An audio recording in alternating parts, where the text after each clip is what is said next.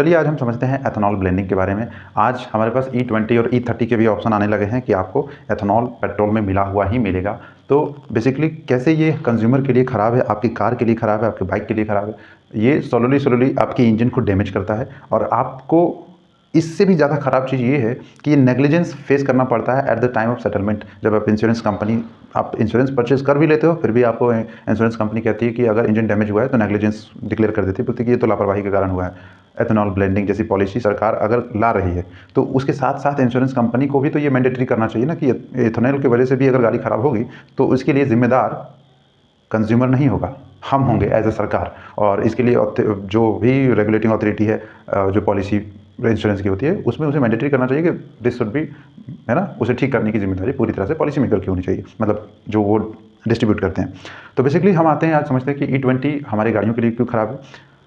वो इसलिए क्योंकि हमारी गाड़ियाँ उस तरह से डिज़ाइन नहीं है, इंजन हमारे डिज़ाइन नहीं है उस तरह से, लाइक वो इंजीनियरिंग अभी तक पूरी अच्छे से डेवलप नहीं हुई है।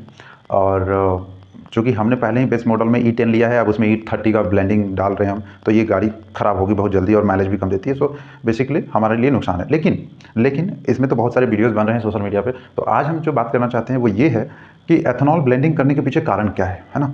तो सरकार जो है, सरकार के पास एक फॉरेन रिजर्व होता है। फॉरेन रिजर्व डॉलर्स में होता है ना, डॉलर्स में इसलिए क्योंकि बहुत ही ईजीएस्ट वे टू एक्सचेंज है। मतलब आप कोई भी चीज़ खरीदना चाहें इंटरनेशनल मार्केट में तो डॉलर से बहुत जल्दी अच्छे से बाय कर सकते हैं। रुपीज़ से बहुत कम बाय होता है। हाल के दिनों में रसिया से हमने रुपीज़ में खरीदा था, लेकिन वो एक्सेप्टेबिलिटी उसकी बहुत कम है, क्योंकि जैसा आप जान रहे हैं कि रुपीज़ का वैल्यू डिक्लाइन हुआ है या फिर डिक्रीज़ हुआ है। तो इसलिए डॉलर रिजर्व करके रखना होता है, ताकि आप जो क्राइसिस का टाइम होता है जिसमें हम कहते हैं ना कि अर्जेंसी है, तुरंत इतना चाहिए, तो रिजर्व रखना जरूरी होता है। तो फॉरेन रिजर्व बड़ी तेज़ी से खत्म हो रहा है, और वो भी पेट्रोल को 80% या फिर आप कह सकते हैं क्रूड ऑयल को 80% इंपोर्ट करना पड़ता है अपने फॉरेन रिजर्व से। तो उसमें ज़्यादा पैसा जा रहा है, और इसलिए एनर्जी सिक्योरिटी के मद्देनज़र लिहाज से ये बहुत ज़रूरी है कि सरकार कोई उपाय निकाले। तो एथेनॉल ब्लेंडिंग उसका एक उपाय ज़रूर है।